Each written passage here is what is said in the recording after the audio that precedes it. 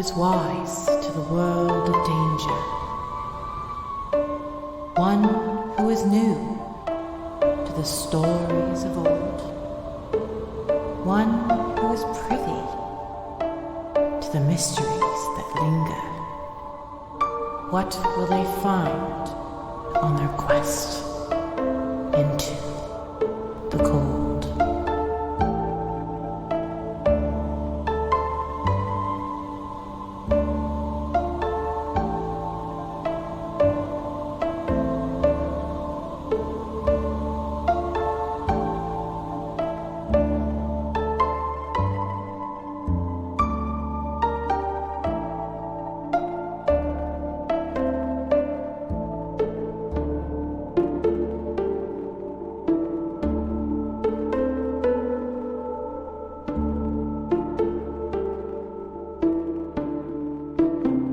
Tell me a story real quick.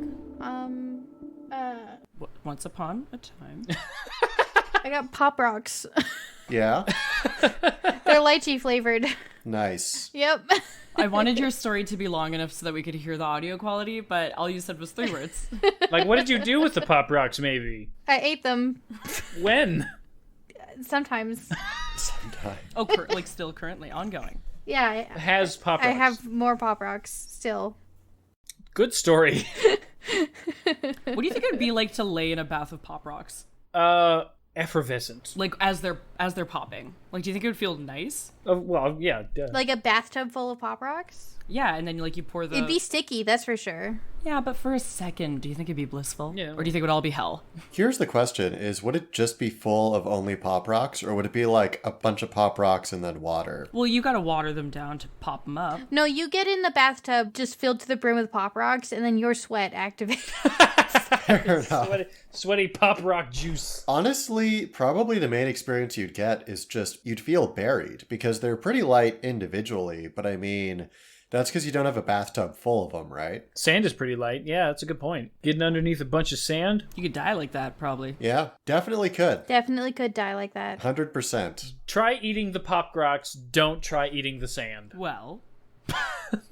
Don't tell me how to live. Yeah. But yeah, how was your guys' interim been between last we recorded? Like 3 weeks or whatever it is, feels like. Yeah. I think it was a full month. Was I done of school yet, or was I in the middle of finals? You were on the last week of school, I believe. Oh my god. Yeah. That was awful. Yeah.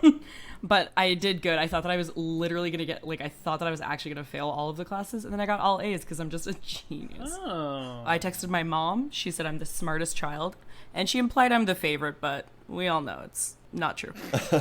I had a very productive conversation with my mother about trans rights, which was fun. Oh, was it like a good, healthy conversation, or was it like a bit of an Well, argument? it was productive. That's good. It was productive. It was kind of interesting because she's very conservative. I don't want to get into it, but she's part of a cult. Now or was? Okay, no, sorry. I do want to get into it, but we just don't have time. That's a tangent for another day. Roger that. We can talk about it later. Yeah, it's funny. It's funny cult. Fault. Scientology? No, that's not funny. She's like, well, I understand why people, why guys would want to be women, because, the one thing that women can do that men can't is wear dresses, but I just don't understand why, women would want to be men. And I'm like, I can think of a couple reasons.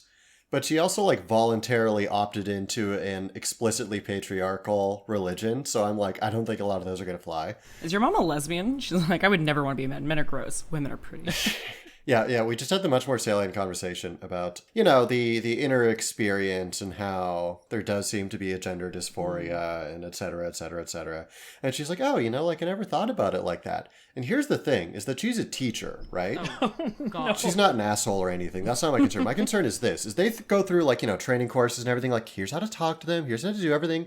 And I'm like, did nobody talk to you about this shit before? Did they just go up and they're like, so here's trans is a thing now and here's how to do, but there was no discussion of what that is or what that means. Mm-hmm. I'm like, okay, cool. Public school system knocking it out of the park, as usual. As usual. Failing again. Always nailing it. Forever and always. Never any flaws. Yeah. For the record, I need to get myself some dresses because it's too goddamn hot. Far too. For real. It's so warm. I saw on TikTok there's some guy who's been developing gender-neutral dresses for all body types. Good. Want that. Because I talked about this on stream, how it's hard to find dresses for assigned male at birth people.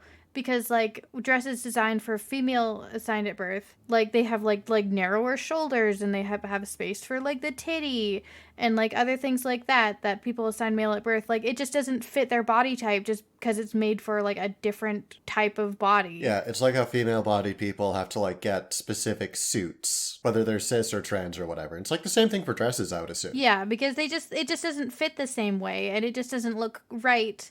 And, like, you can compensate for these things, but there's a certain point where it's like, well, why don't we just make inclusive clothing that any person of, like, assigned sex can wear, right? They'd make a lot of money, too. They'd make a ton of money doing that. It'd also just be more convenient for everybody.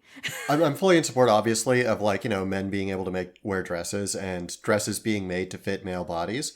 But I strongly suspect that you're going to be limited in what you can do if you're specifically designing something that can work on both a male body and a female body.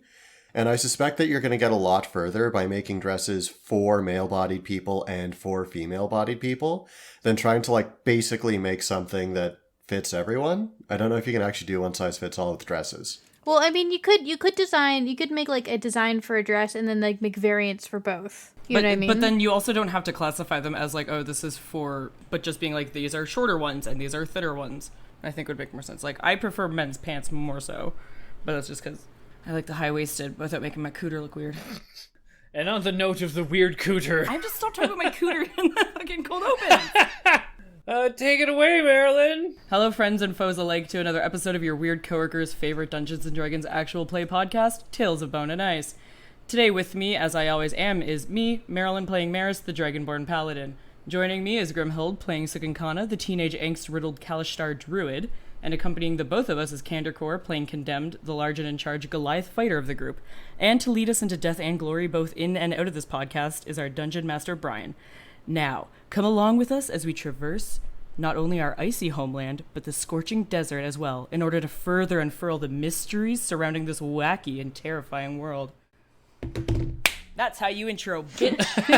Yeah. That was dope. That was great. Thank you. Get some. Look at you, writing down your intro, reading your character sheet. Who are you? And what have you done with Marilyn? Motherfucker's here to fight. This is Marilyn, but not going to school right now. Yeah. My brain is a full ready. You know, it's open. She's at a top capacity of the last 6 months. She's at maybe 30% right now. She's absolutely killing it. Nice.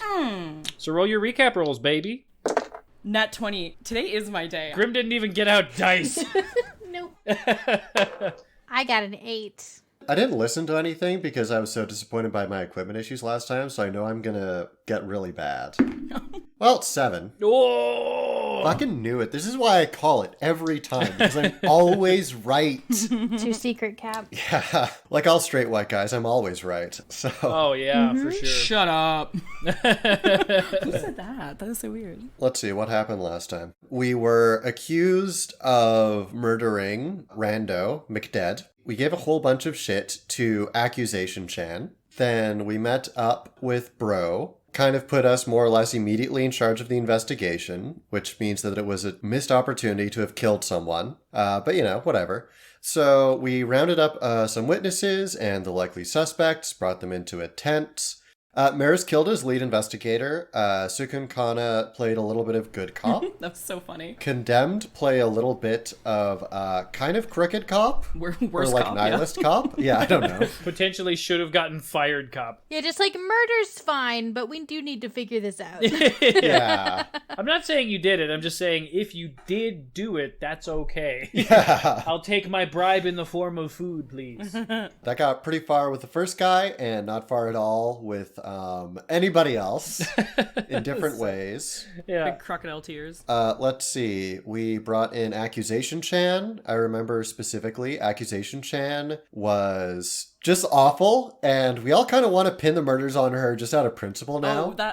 And then we brought in the nice girl who's friends with Accusation Chan. Oh, and we learned that McDead was kind of an asshole and had led some of the quote-unquote weaker members of the tribe out. And then they didn't really come back. And he probably could have, made sure that they come back. But, no, they didn't. I think Accusation Chan's brother was one of those people. Mm-hmm. Yes. Right. And so then her bestie came in to get interrogated by Meris and more or less immediately raged and turned into some sort of demon thing. And less important to the plot, but much more important to all of our hearts, Bonesmith Kun apparently knew Meris' grandfather, which immediately distracted everybody. Murder what? Yes. And he is who Condemned is currently talking with outside, while Meris is dealing with Rage Demon inside the interrogation room. Situation. Oh, Yes. yeah. Oh, fuck, I'm by myself. Yeah, you sure are. We're with you in spirit. With that in mind, everybody, could you roll initiative?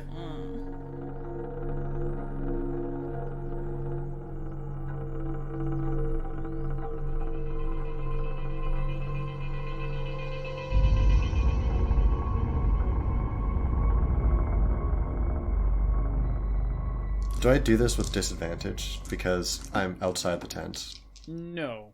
Okay. So, not to sound like a cheating cheater, but I've been playing D&D as outside of this party, and I've been playing a rogue, and it's a plus 30 to initiative, and now Meris is plus 0, and it's different. I got a 5. 13. 8 for me. All right, so, in a horrible, twisting turn of events, the horrible, disgusting monster goes first. Yay! Yay! Yay! Fuck's sakes.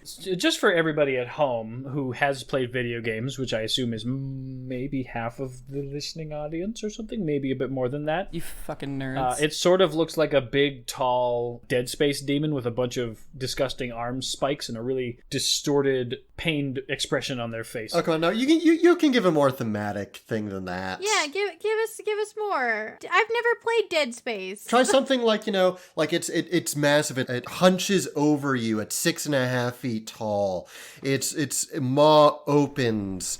Spittle flies out as rage Smells twists. of death and decay. Yeah, not just its face, but its entire form. Wearing socks and sandals. Yeah. 4 arms crouching towards. Come on, something. Okay. Chelsea, cut that All right, shit. all Let right. your husband try again. Okay, all right. A disgusting, twisted farce of humanity stands before you. 5 different spiked arms protrude from various different areas of the torso. The agony ripples down from its eyes all the way into its gut, and you can see the sinewy, bony muscles seem to bend at uncomfortable and unnatural ways as it suddenly lunges over the table, reaching out towards you with its disgusting, spiky arms. See? Now I'm hard. Now I'm erect. I'm dry, just terrified dry. The look of horror on Grimm's face is worth it. These are gross. All right, 2 attacks. 2. 15. 15 doesn't hit, All right. bitch. The horrible, bony, sinewy arms slap at you, and they just seem to effortlessly ping off of your armor as it howls in sorrowful agony.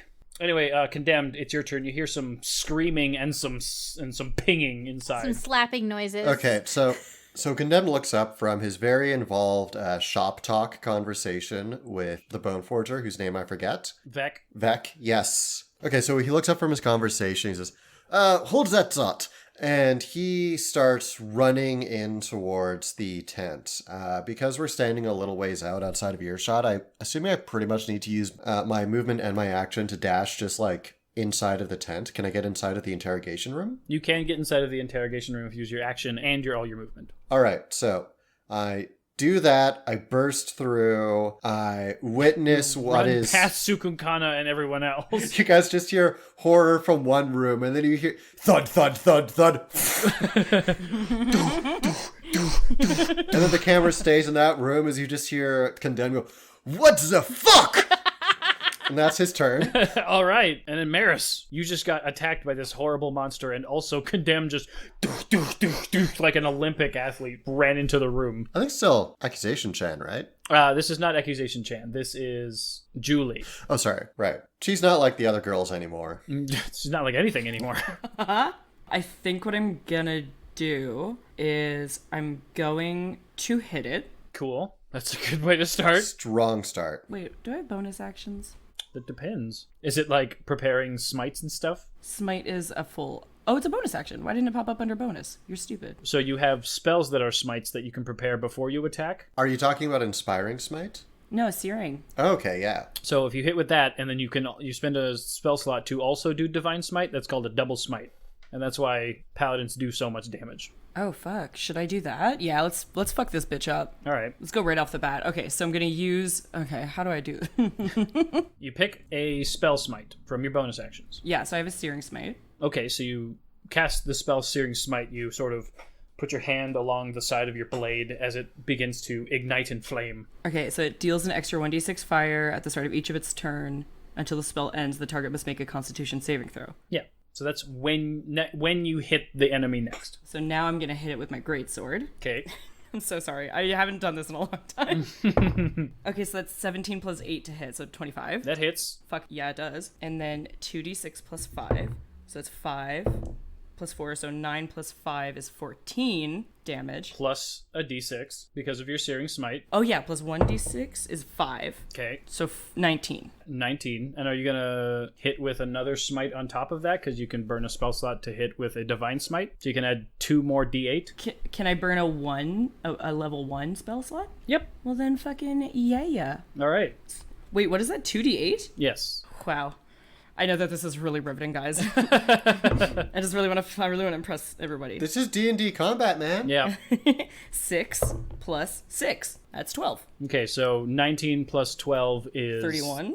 That's a lot of damage. And then they have to make a con... Con 13. Okay, so they rolled a 14. So I don't think that they are on fire. Bitch.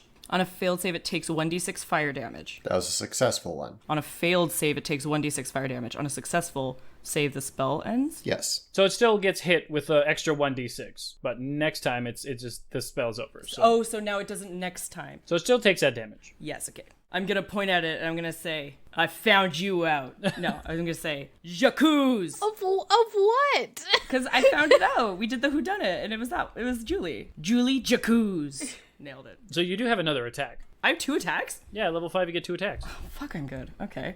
Well, I'm just gonna hit it with my fucking sword. Duh. Dua. I'm gonna hit my sword. So yeah, I'm gonna say, after I hit it a fuck ton, I'm gonna say, Jacuz, bitch! And then I hit it. That's a 10 plus 18? That hits. 3 plus 5 is 8. Well, just the 2. So 8 plus 5. 13? So you lay into this monster with incredible conviction. You slash across its chest, and then you slash it down from collarbone to hip, and it screams out in horrendous pain as its arms flail in all directions, hoping to latch onto anything. And Cukunkana, it's your turn. Okay, so Cukunkana, standing in the room that Condemned just ran past, stands there for a couple more seconds just thinking about, should I be doing something? And then decides, yes, she should be doing something, and then runs into the room. All right. After she hears more screaming. Yeah, you run into the room and you come across this scene of chaos. So Cukunkana's knee-jerk reaction is to cast Hold Person on the creature. Ooh. Do it. So the creature is not a person. Is it a humanoid? No, it's a monstrosity. Lame. So the spell does not work. Well, now I have to think of something new to do. Good, I've still got a few more levels before the caster beats me at my game. That does burn your action. Oh, so I lose my... Okay, great. Yeah, but you did learn that it's not a humanoid. Did learn that I fucked up. Well, I can't really do anything. I guess I'll cast Starry Form to bring out Tawu, Okay. and I'll attack it. Yeah, you can do that. So she takes on the form of Constellation, draws back her Celestial Bow, and I rolled a 24 to hit. Sure fucking did. Get it, girl. Woo. What's the damage? 6. So as you do this, you run in, you try to stop it in its tracks. It doesn't seem to take any effect. You take the form of your Dawu, you fire off a bow, and it glances off the side of its face, causing a bit of structural damage to its cheeks. To its cheek, not to its cheeks. That's a different thing. I scraped its booty.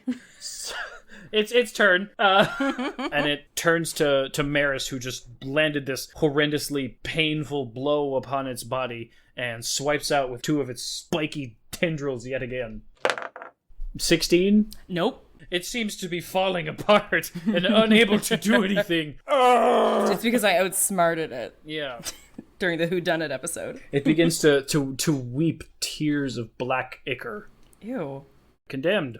All right, well, I guess I'm gonna walk up to it. It is currently on the table, is it? It leaped over the table to get at Meris. So is it on the opposite side of the table now?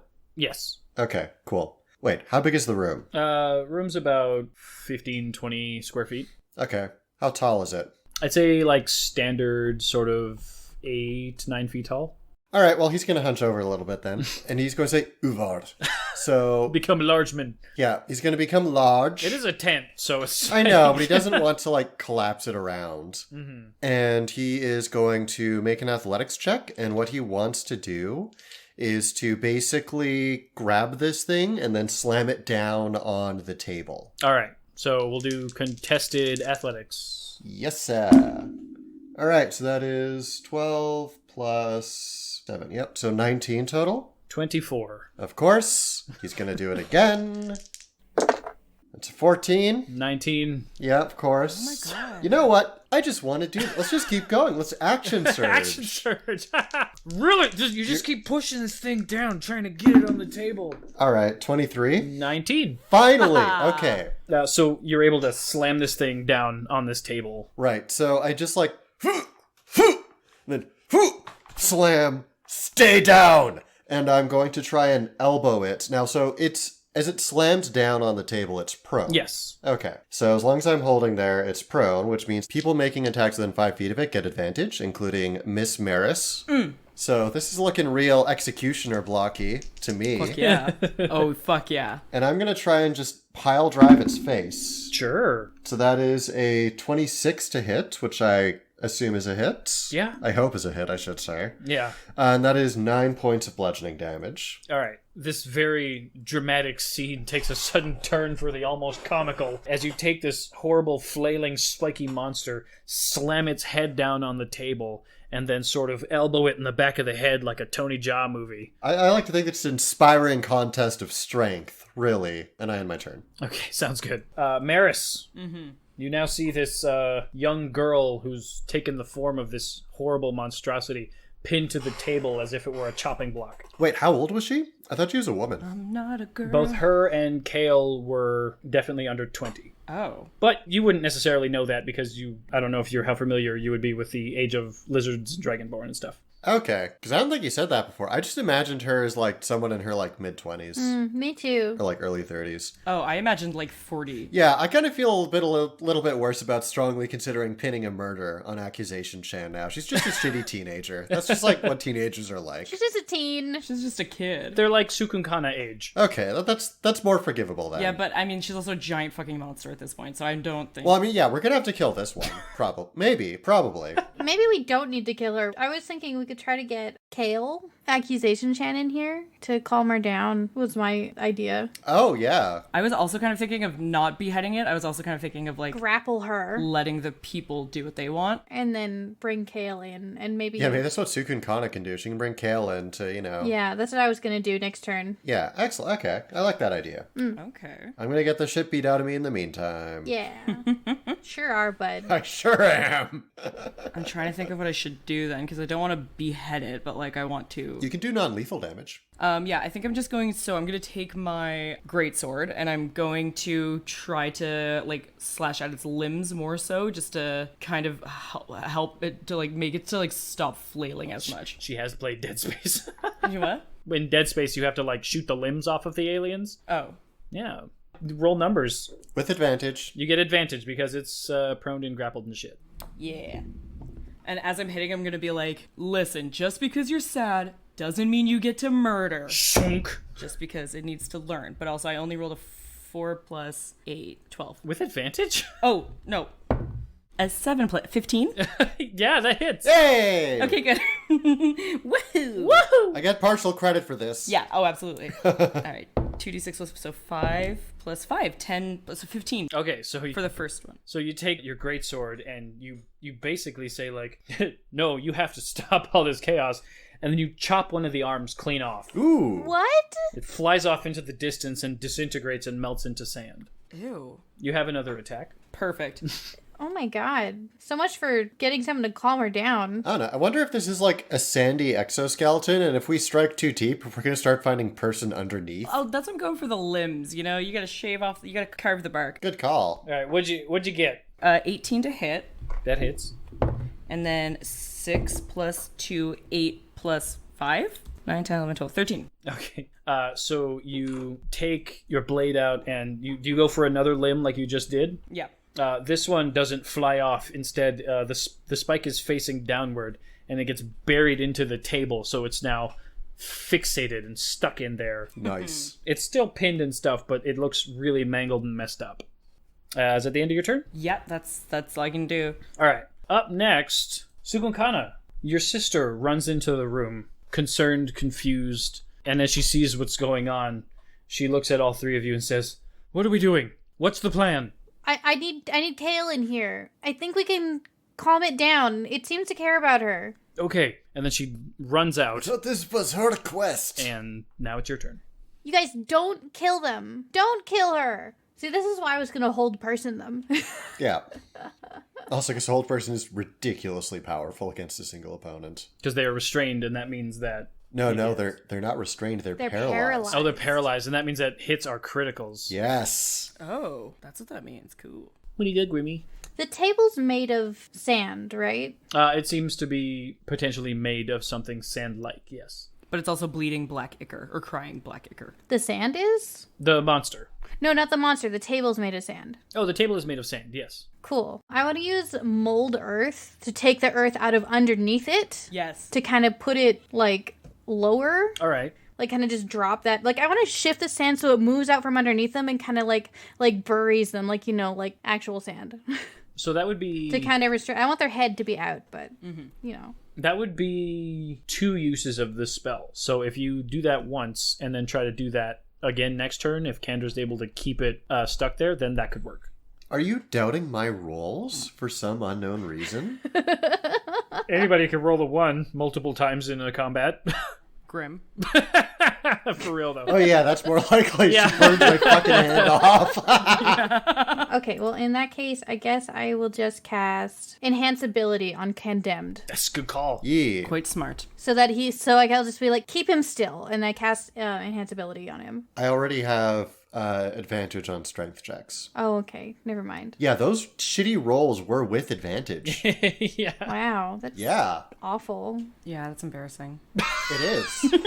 You're not wrong. Okay, sorry. I thought I had this all... That's okay. I thought I had this all figured out, but I don't. I don't really have any good combat spells on. Can you try to pin it even more into the sand? No, I can't. I need 2 actions to do that, and I can't do it. Like, you could do that this turn, and then you could also do that on your next turn. So it could be, like, just use of 2 turns. Yeah, but they might get out by then, so... You could just, like, produce flame it. Well, like, she doesn't want to hurt them, though. Can you build it a little sand, like, snowman?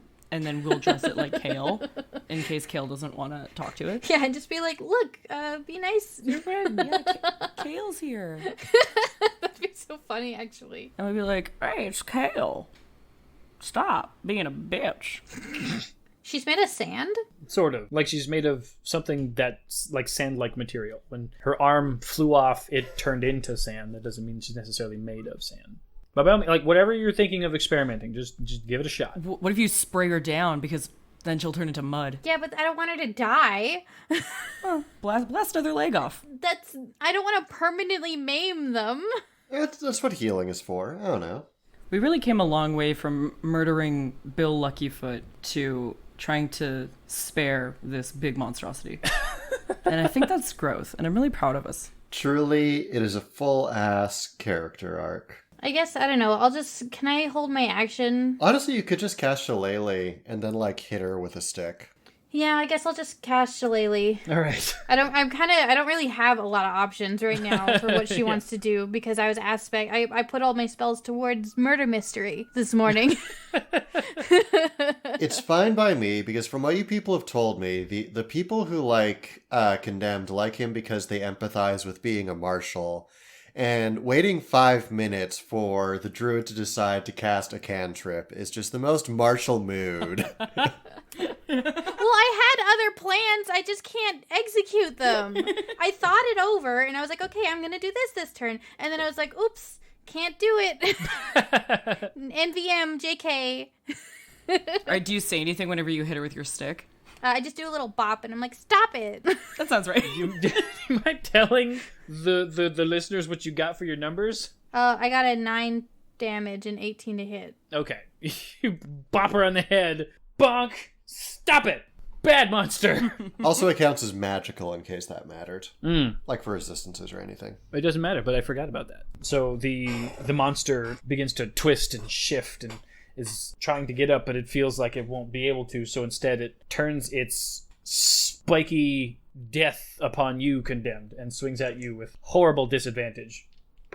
And gets a 19. Which is one above my AC. Yeah, I was going to say, enough. Wow, okay. Yep. Cool. Unexpected that. Okay. And it does 13 damage with its first hit. Okay. Rolling again to attack you again with its next arm spike. Alright, I'm also going to use Stone's Endurance on that one. Okay, so that's cool. I got 5 reduced. Alright, and it attacks you again. And this one misses. It seems to forget that one of its arms is impaled into this table and is unable to move it out. Yeah, so like Condemned like slams down into its face and then it like slashes at his arm. Yeah. And at this point, Kale comes in and sees the situation with Moramdu. And you guys didn't tell Moramdu what was happening. You just said, we need Kale. Yeah. So Kale's here, and she starts to scream. Yeah. Because this is terrifying. Forgot she was a screamer. What's going on? What is that? That's actually a good question. Where's Juuly? What? Where's Juuly? Oh, this is Juuly. This is who? This is Juuly is this. You don't know what this is? No! Why would I know that? She vomits in the sand. Not you. I thought she might know that Juuly does this sometimes. Does she not do this? Oh, I mean, that's reasonable. Ah, fuck! You hear Julie's form whisper in a echoey, inhuman tone. It just says,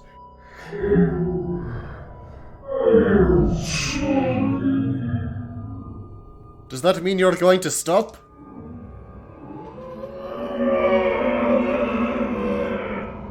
and then as you hear the noises as it begins to sort of bubble and writhe in your hands, it seems like there's bursts of air pockets full of sand start to pop around its body. And since you're holding it, can I get a Constitution saving throw? Yeah, Condemned's getting some flashbacks to the last time something sand started acting weird. I was nervous that was going to happen. Yeah, so that was like a 24 or something. Okay, so you only take 8 damage. Okay, 8 damage. That's not too bad. All right. And as the sand explodes out from its body, there's a one-armed form of Juuly being held down under your Goliath grasp, still weeping the black ichor from her eyes. I'll take that as a maybe. It's my turn now, right? Yeah. Okay, cool. Break her neck. I want to do something, and I suspect it's going to result in me taking more damage. As I see those little explosions, as I see Juuly's humanoid or lizardoid form beneath it, I want to try and reach directly into one of the exploding bits to skip past the sand and just grab her and then just wrench her form out. Give me a dexterity save. Okay. I'm super good at those. Oh, wow. Maybe I am. 18? Okay, so you're able to reach in relatively quickly and then give me an athletics check to try to pull her out. All right. Do you have advantage because you're big? With advantage because you're big. And that's a 1 and a 5. So that is a 12. Bruh. So you reach your hand in, and you're able to get it in fast enough, but you're not able to get a good enough grasp around her, but your hand begins to become enveloped in the bubbling, boiling sand. And you are going to take some damage. That's fair. Constitution save, please. That's another 5, so 12. Okay, so you take 19 damage. Yeah, I'm really glad us Goliaths get to Stone's endurance. A little bit more often now. Yeah. Jesus. Okay, so you said 19, right? Yeah. So I reduced that by 14, so that's just 5. Holy. All right. Nice. But because of this, your grapple on her has now switched to her grapple on you. Yeah. The old switcheroo. I feel like it's a mutual grapple at this point, Yeah. honestly. It's a hug. I mean, my hand is inside of her body. I'm just saying. Okay. You are also frightened. Oh, we're just gonna skip past that? Okay. You are also considered frightened. That's unfortunate. I had a spell that was like, you don't get, your friend doesn't get frightened. I was like, that's stupid. It's okay. And now for the really fucked up part. Oh, good. We're just getting started, baby. When you are grappled by this creature, at the end of your turn, which I assume it is, Yep. you take 6d8 psychic damage. I actually just remembered as I said that I have a bonus action to second wind, which I would want to do. Yep, you can do that. Okay, so that's an extra 13, which I'm going to need. Yep. You take 20 psychic damage as you feel the guilt and the shame and the fear of death bore into your mind, and you are now experiencing all the emotions that turned Juuly into this monster. You killed someone. She killed someone.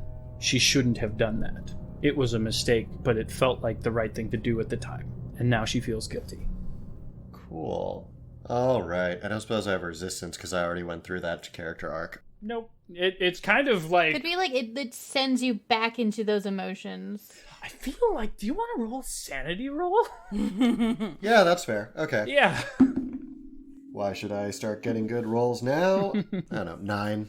Okay, so you are frightened, but you're also unable to withhold your Goliath strength in your fear, and your giant hand begins to sort of slowly crush around her lizard waist. Okay. So that's I can actually make that work canonically.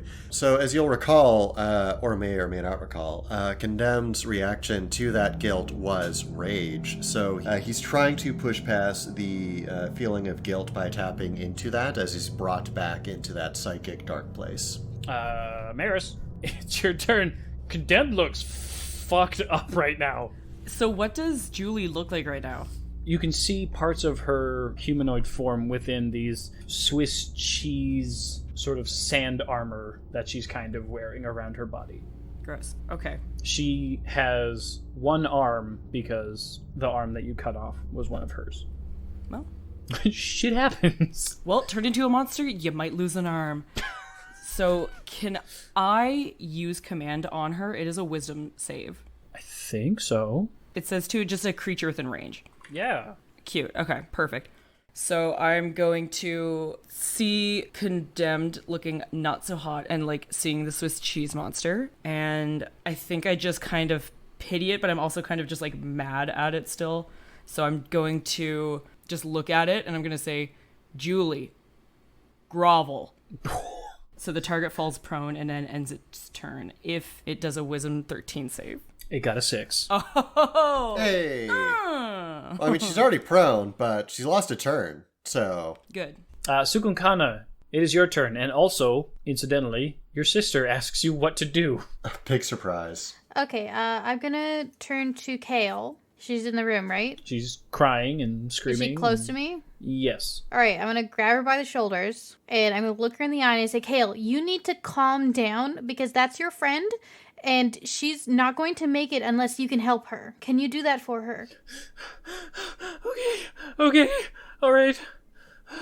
What do I do? Okay, I need you to talk to her. I need you to help her. And I'm going to actually cast Enhance Ability on Kale Oh, okay. so that she has a higher chance of calming down her friend. Okay.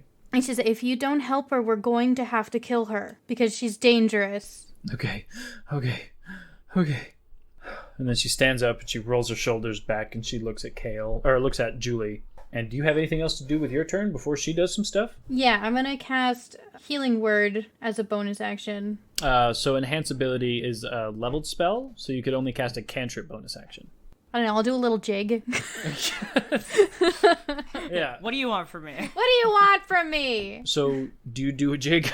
I can't do anything else. It's okay. What am I supposed to do? I mean, you can still shoot her. How is shooting her gonna make Kale do better at calming her friend down? It's gonna upset her more. You also see Condemned looking really, really not like himself, like you know him to be. Oh, sorry, can I cast Healing Word? No? Okay. No.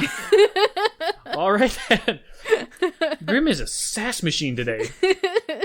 I'm just saying, I just want to do cool shit. I'm out of options. Walk in a little circle. Kale looks at her friend and just begs and pleads with Juuly to please stop this. I don't know what's going on, but this is not who you are. You're my friend, okay?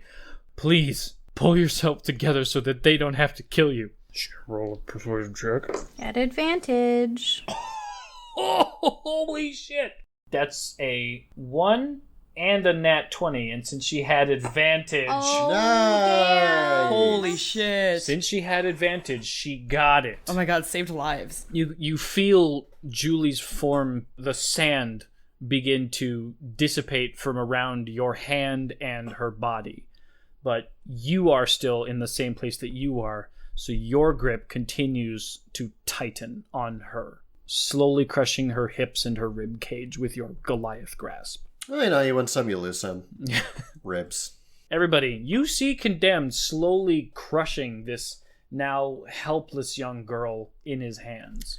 Well, it's my turn, right? Do I get a saving throw of some sort? You sure do. A charisma save. Oh, perfect. It says you're trying to inflict your will upon the situation. Well, I got a 2. My god, dude. This is Holy fuck. so you're good at this kind of thing. What do you do? I'm trying to think of how dark I want to go with this. This is an adult horror comedy podcast, so you better make it fucking funny. Make it funny. Okay. No. No, well, I mean, do what you want, you know. Okay.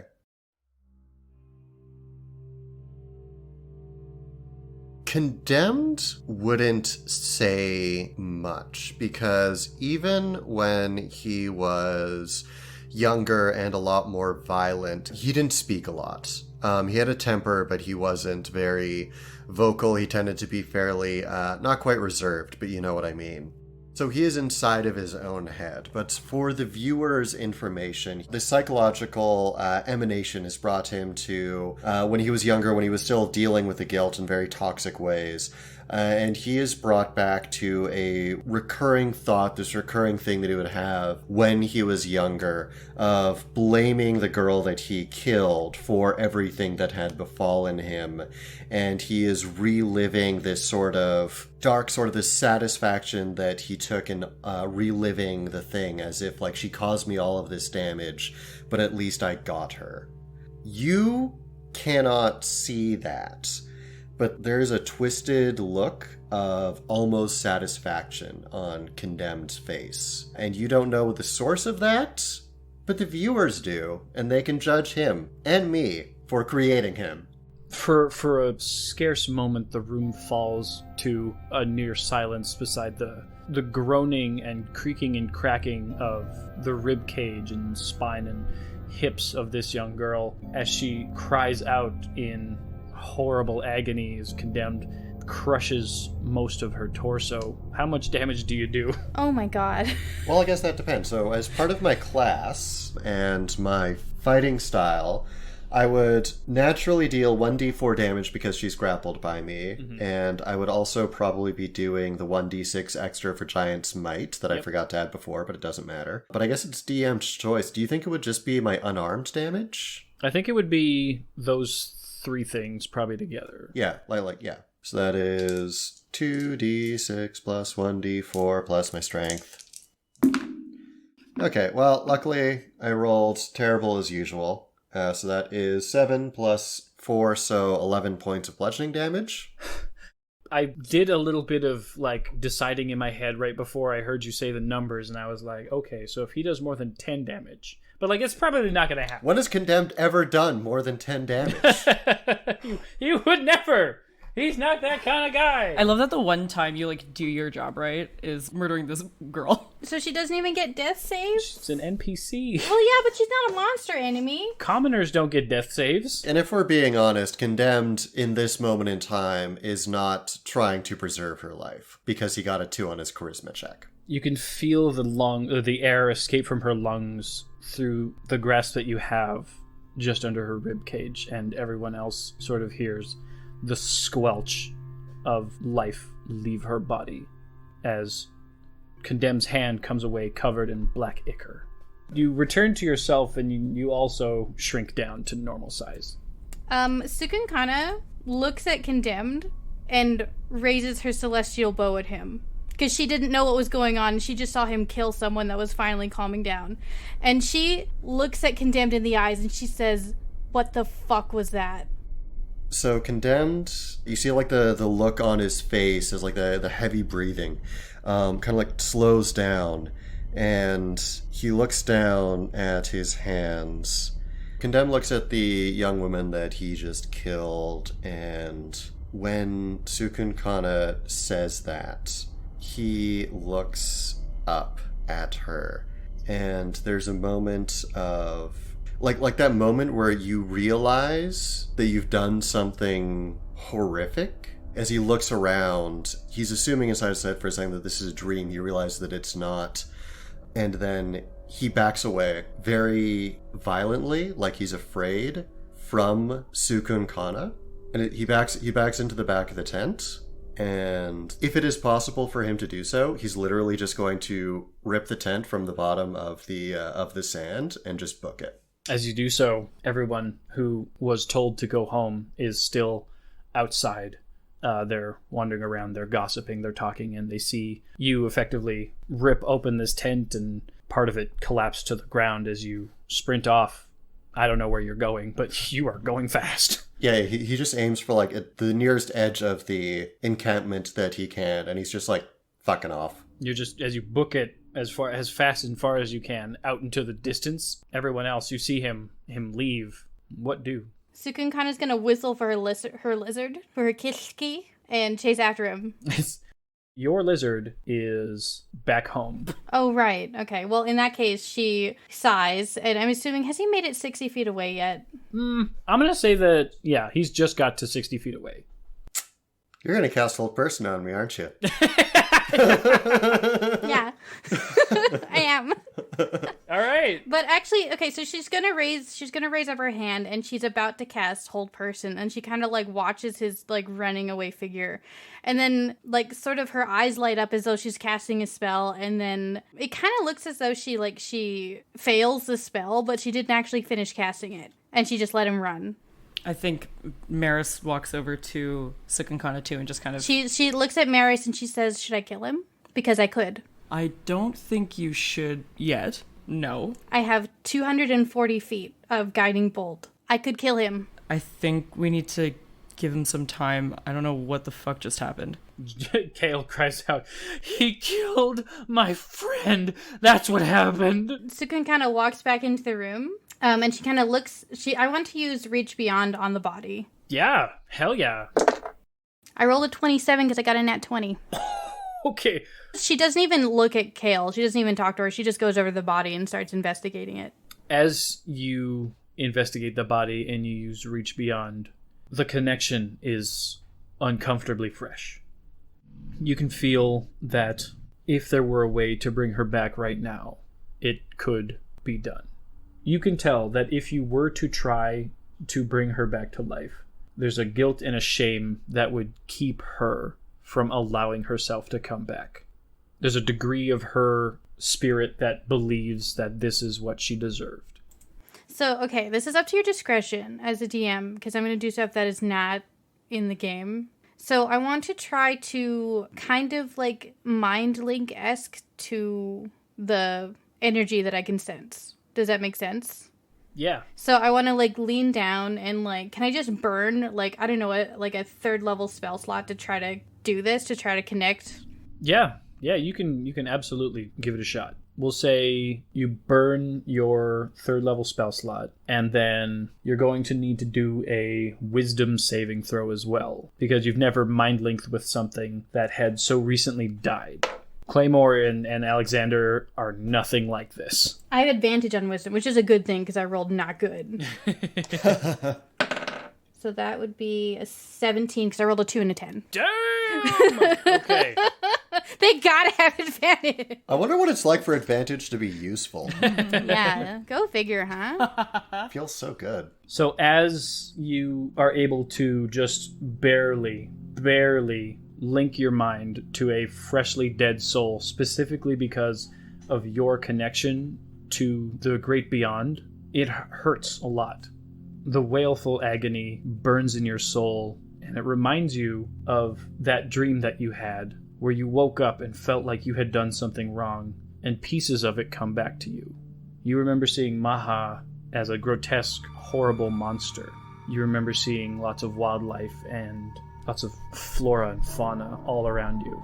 It feels similar to when you woke up and you were angry and afraid, and you hear Juuly's voice screaming out to you, "Please, let me go, let me die.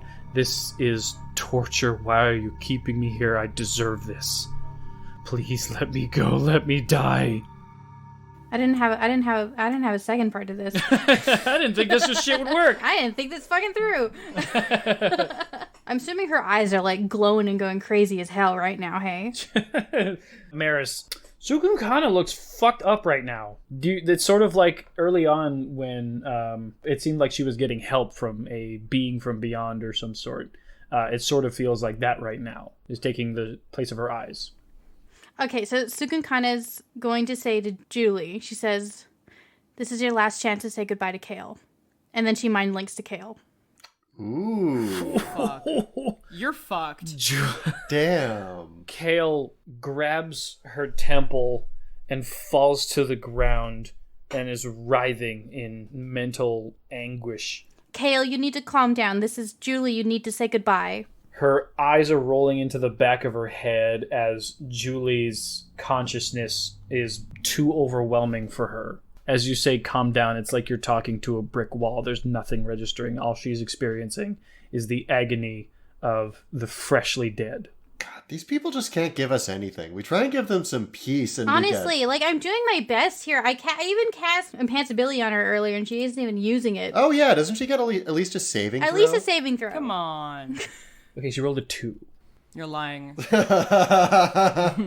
No, I believe it. You know what? Everything about this woman has convinced me that her character wants us to be sad and disappointed. Yeah. Right? I think we just have to kill Kale, honestly. I'm out here trying to do good things for them, and they're not even trying. Okay. All right, Sugan kind of disconnects from Kale, because obviously Kale is not good at this. Why? You're so, like, mean. She's just, like, a normal person. You just brought a normal person thing into, like, what is going to become, like, a demigod status individual. Like, that's how D&D works. You grow in levels. Like, a level 5 person is like 10 commoners. Yeah, and Cukunkana is 17 and thinks that her experience is universal, okay? Okay, here's the thing, though, because... So Cukunkana got a nat 20. Would this not imply that Cukunkana is kind of acting... Or could Cukunkana use that as a means to be the buffer? Yeah, that was the buffer. No. That's because... What's her name? Accusation Chan seems to be suffering all of the negative effects. Like, there's no buffering happening. Yeah, but she lives. Okay. Clearly, he's just in a mood, guys. Just let him have his little sad time. Condemned killed a child. He sucks as per usual. And Meris is here with these fucking chuckle fucks. Perfect. So I disconnect from Kale because Kale isn't having it. And I say to Juuly, and I was like, well, that was your chance. Rough. Sorry about all that. I'll deal with Condemned. And then she lets her go. There's a very quick disappearance of the consciousness that you had, and your passive knowledge tells you that whatever that was, all that spiritual, all that energy is now completely gone. This is a empty body. Do you run after Condemned? What do you do? Well, I stand up and I kind of look at Kale. Kale is on the floor. Her nose is bleeding. Awesome. I'm sick of her. I turn to Meris. Can you lay on hands, Kale? I think I did some psychic damage to them. I guess. What the fuck is happening? Well, I tried to let her talk to her dead friend, but it didn't go well. Oh. It's like you just found out that they like had to like leave their pet at home because their new apartment doesn't take dogs. Oh, that'd be way sadder than this. Yeah, actually. Okay, I'll give her 5 health. Okay, she takes it and she just balls up and starts crying. This is all too much for her. Since I'm already down there and like near her, I'm just gonna kind of rub her back, and then I'm going to turn my head to Cukunkana and I'm gonna mouth, "What the fuck?" And then I'm going to kind of give her a little pat on the back, and then I'm just gonna kind of grab Cukunkana and take her outside the tent. Grumdu, keep everyone calm, okay? More Amdu All is right. not there. Where did she go? She's gone. You said she was in the room. She was. Where'd she go? Oh, God damn it. She's chasing after Condemned, isn't she? Okay, well, we should probably tell everyone else, so I'll go into the room where everyone else was. As you step out there, everyone in there has left the tent. Where's my brother? He's standing outside the tent. You can see him outside the door. Oh, perfect. Okay, well, I'll go to him. Cukunkana's gonna start going after Condemned. All right. So we'll do Meris and Merth first.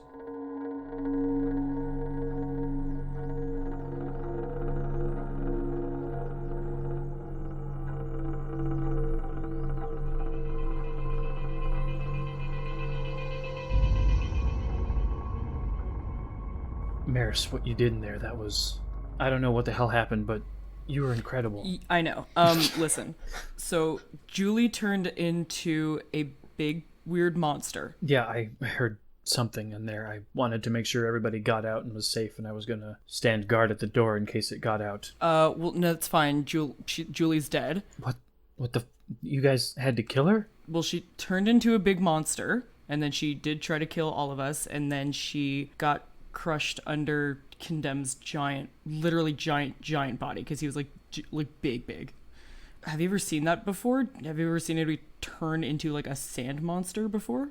Well, I haven't seen it, but our parents would regularly fight things, and they would come home and they'd warn us about stuff, and there was something that they called a sorrow sworn. They were lost souls that had done things that caused them to have immense grievance and guilt, and it consumed them, and they became these terrible monsters. They tried to save them as often as they could, but they also had to put them down on occasion. It's just the two of us right now. I know that it's a little... Well, just listen to me.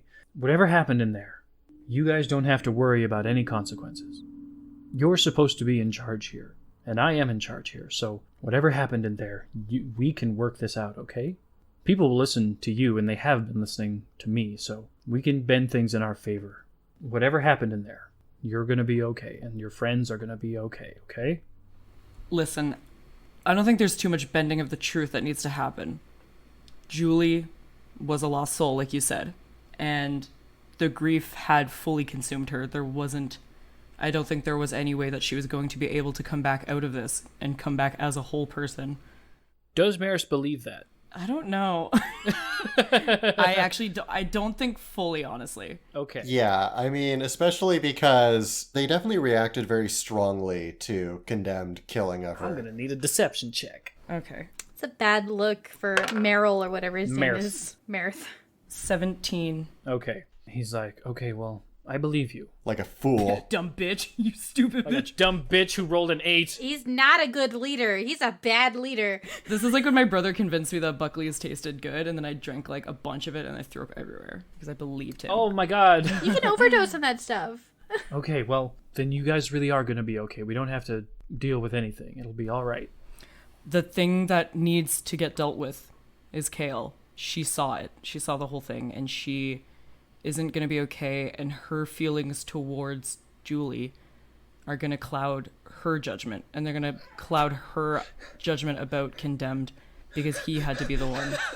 Holy shit. Gaslight, gatekeep, girl boss. God. Oh my god. I thought I was going to be playing the most morally compromised character. I fucking love this. This is so immoral.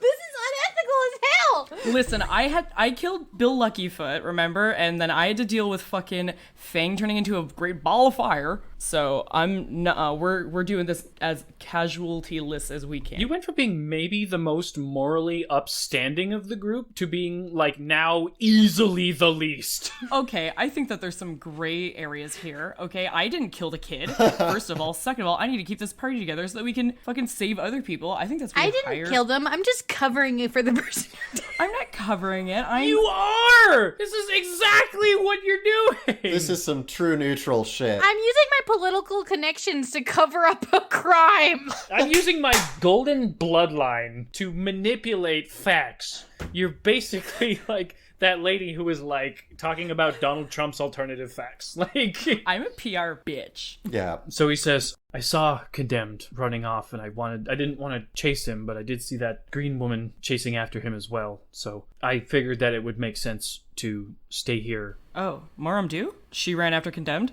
I mean, I don't know where he was going. I mean, I guess I know now. I understand now the situation, but she was chasing after him. There seemed to be some sort of thing. I guess it was just a misunderstanding and he thought he would get blamed for something. So this makes sense. You know, he seems like very pragmatic. It seemed like the best idea at the time would be to leave so that in case something got bad, but you guys could, you know, get him back later or something. It makes sense. I understand. But because of who we are, we don't have to worry about any of that stuff. Everybody will believe you and everybody will listen to me when I say that it's okay to believe you. Okay? It's going to be okay. Perfect.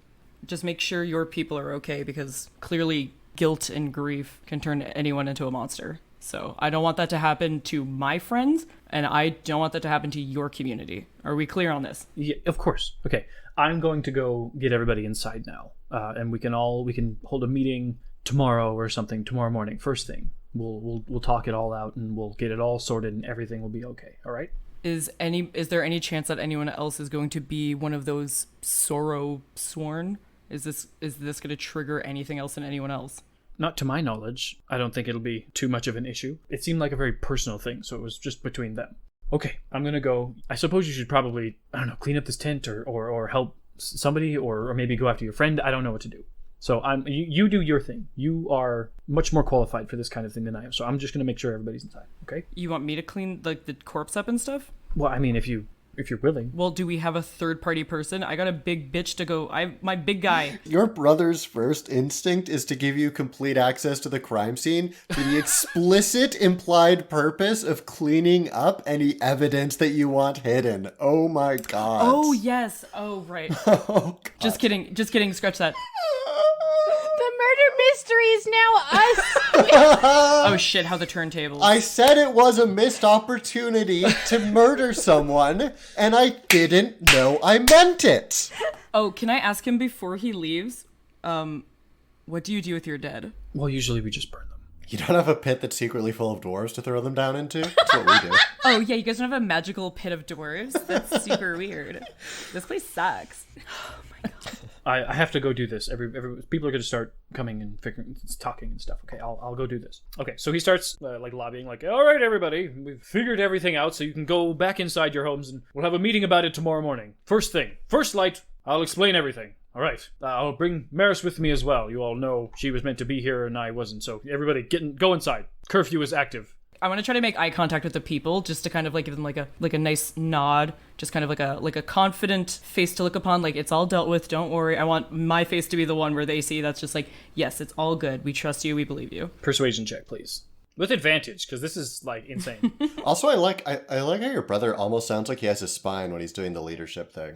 Oh, 18 plus 5. Okay, people, they're like, yeah, of course, 100%. She knows exactly what she's talking about. She knows what she's doing. She's just confident. She should be leading. This is my town. We cut to Condemned fucking through the fucking desert. Okay, so actually Condemned would have stopped pretty quickly. Couple 100 feet, but within a minute he would have stopped, he would have slowed down, and he would now just kind of like be standing in the dunes, sort of looking up at the sky, looking up at the stars, with an expressionless look on his face. His hands are resting limply at his sides, covered in ichor and blood. Yeah, that is where whoever it is finds him. Are you like so inner focused that you wouldn't realize that there was even somebody following you? I have a perception score of +0 on a good day, Brian. All right, so Moramdu calls out to you and she says, condemned. Yes. I come to you from a place right now of no judgment, and I just want to know what happened. I did it again. What did you do? What did you do again? I murdered somebody. Yeah, I know. We're out here in this crazy situation in this crazy world. Things take a toll on people, and sometimes you have to kill people. No. I murdered somebody who did not need to die. Again. I joined this for the wrong reasons. What do you mean? There was a moment. You do not know my story, do you? Or perhaps, maybe your mother told you? I was not secretive about my reasons for being in the tribe when asked. Stuff like that you would have told me when it was my turn to lead. When I was young, I beat a girl to death who did not deserve to die. I thought I had gotten better. I thought I had outgrown the selfish tendencies that made me do this thing. I came to thrive, and I wanted to be part of the community. I wanted to help. But if I am being honest, that's not why I'm here. That's not why I'm with your sister. And Meris, there was a moment when first we journeyed out into the wastes. We were harvesting the bones of Kakin, the ice wolves, and your sister took her mask off and she kissed a wolf skull. That was the first time that I saw her face, and it was that moment is when I decided to follow her. And I thought that it was my task to assist. I thought your sister was my redemption, just because she looked so much like that girl from my past. But now I realize that was just me being selfish again, looking inward, taking a coincidence and spinning it into something more. And now I have killed again.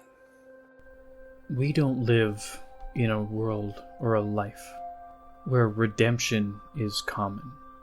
We are peoples who survive, and the four of us are people who thrive. The four of us? He's going to look down at her, and he's still standing very loosely, but he says, You knew that your matriarch was failing and that your tribe needed its assistance. It needed a new leader. You decided to come here because you thought that you wanted to help these people. But you have done essentially nothing while we've done all of the work. While your sister and Meris has led the investigation that has done everything for this. When you came in, it was your sister who told you what it is to do. I don't care about your rituals. I don't care about your philosophy. You haven't earned my respect. I know what it is I have to do. And he's going to walk past her back to the encampment. Moramdu says to you, I know that I haven't earned any respect. I have done nothing so far to prove that I'm worth what it is that my mother has to give to me. Cukunkana deserves it. And if there was a way for me to give that to her, I would. But I don't think that I was right in that I'm here to help this tribe of people, this community of scale folk. I think that what I was here for was to help you. You are more of a pillar to the community of Thrive than I think you give yourself credit for. You are going to be the next Smith Master. Krusk talks about it all the time. You are strong. People look to you and they feel as afraid as they do protected. And I'm going to make sure that you get back to Thrive. Whether I return to Thrive or not is not going to have anything to do with you. And on that, Cukunkana, you sort of crest over a dune. She's panting. because she's not good at running. Yeah. You see Moramdu and Connie gently walking together, and it looks very uncomfortable. Oh, Condemned didn't stop, so he was walking during that entire speech. Yeah, she was not, but she does eventually, when she stops talking, continue to walk with you as well. Okay. So there's quite a bit of space between the two of them. So she's standing on a dune, like, overlooking them. Like, she has the high ground. She's gonna cut off their arms and their legs. Yeah. Yeah. So she stands at the high ground and she kind of looks down at Condemned from, like, this hill. And she has a very, like, complicated expression on her face. And she sees that he's not running anymore. And I think story form lasts for 10 minutes or 1 minute? Yeah, 10 minutes. Yeah, 10 minutes. So I think, has it been 10 minutes? I think so. I think that it would be, you'd have, like, a couple more rounds of this in you. Mm-hmm. So she's still glowing, and okay, this would look really cool. So she's standing on top of this dune against the night sky, glowing like a constellation. Holding a bow in her hand. Yeah, and she's kind of, like, looking down at Condemned, and just kind of, like, she doesn't move, she doesn't say anything, she doesn't mind, like, she just kind of looks at him for a bit. If she's just looking at him, he is going to turn as he sees that you're still in combat mode. And he says, "Do not worry, Cukunkana. I am not a threat to you. But also, I ask, please do not fire. It is not your place to judge what I have done. That is for others." She powers down. Okay. The stars on her joints blink out one by one. Her white hair is the only shining thing left on her. And she says, "It's a good thing you taught me about being calm. Let's go." Yes. That's worse than yelling.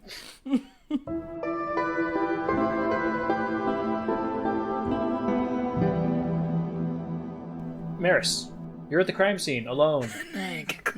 Just like... Meris is just like reverse engineering how to plant like Kale's fingerprints onto Juuly's body.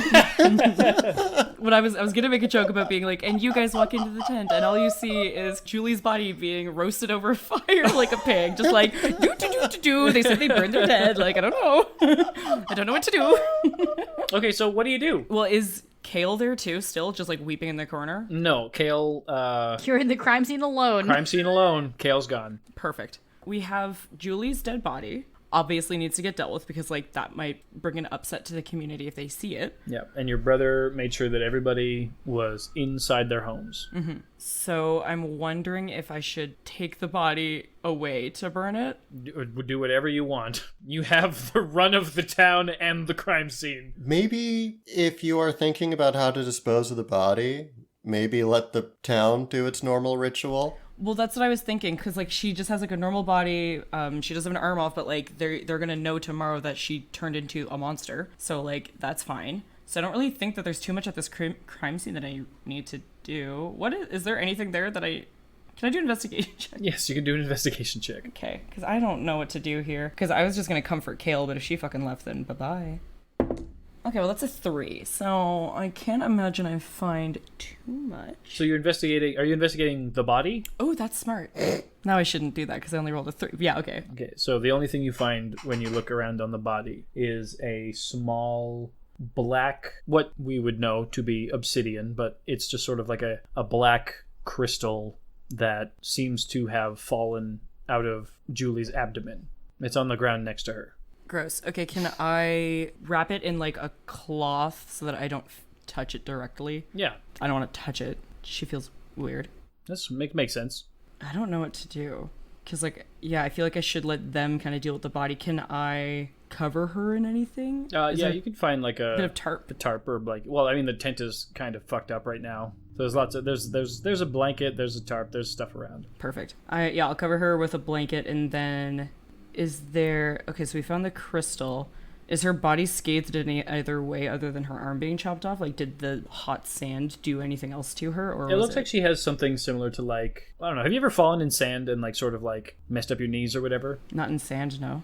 Rocks? Yeah, her body looks like it's covered with a bunch of, not perforations, but imagine, if you will, someone took sandpaper and then rubbed it all over your body for a little while. Gross. Yeah. Also, her abdomen is completely crushed. Ooh. By Condemned, remember? I know. I'm just... I was wondering if there was a way that I could heal her body to make it look less bad. But I don't think there is without taxidermying her.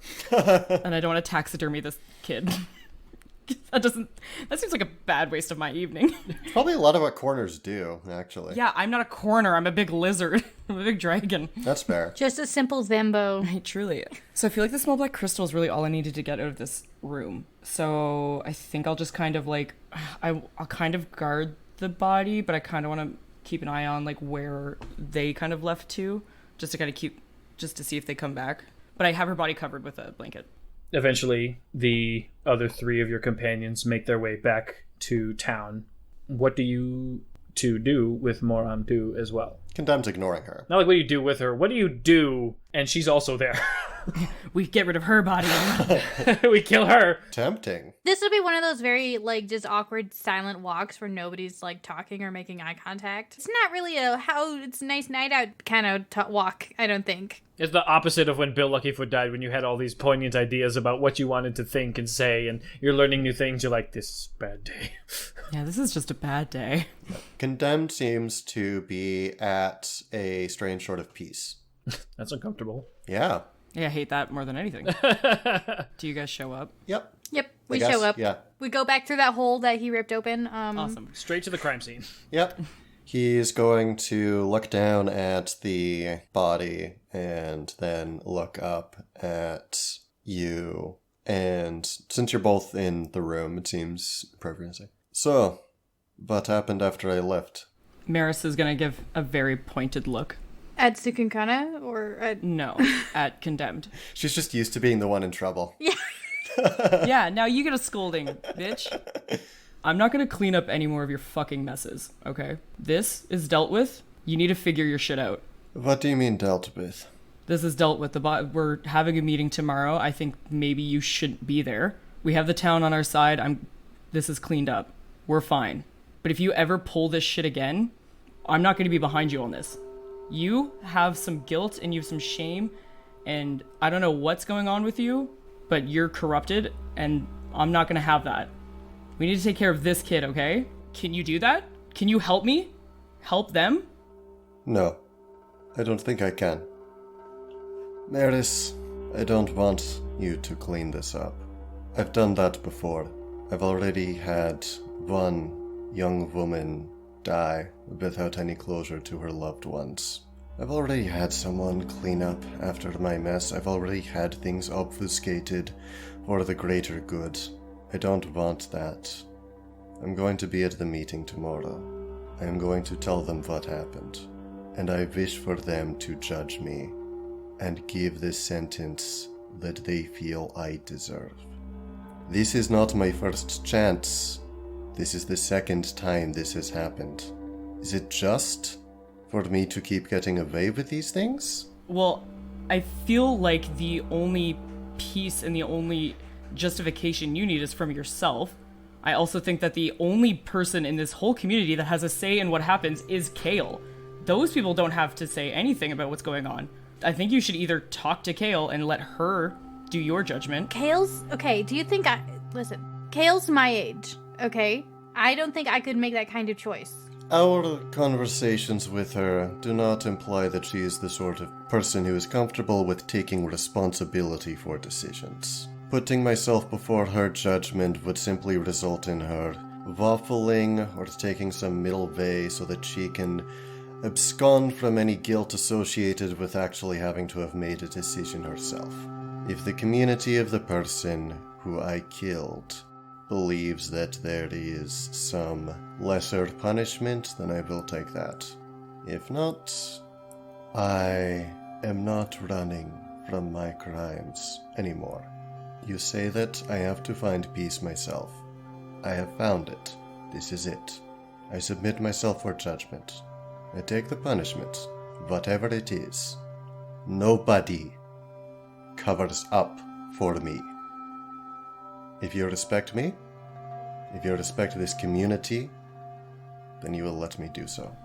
And if you respect yourself, you'll learn from this. I already learned from this once. Did you? Yes, the first time it happened. As you are speaking with your friends, you feel a sharpness the back right of your body, sort of kidney-ish area, just above your right hip.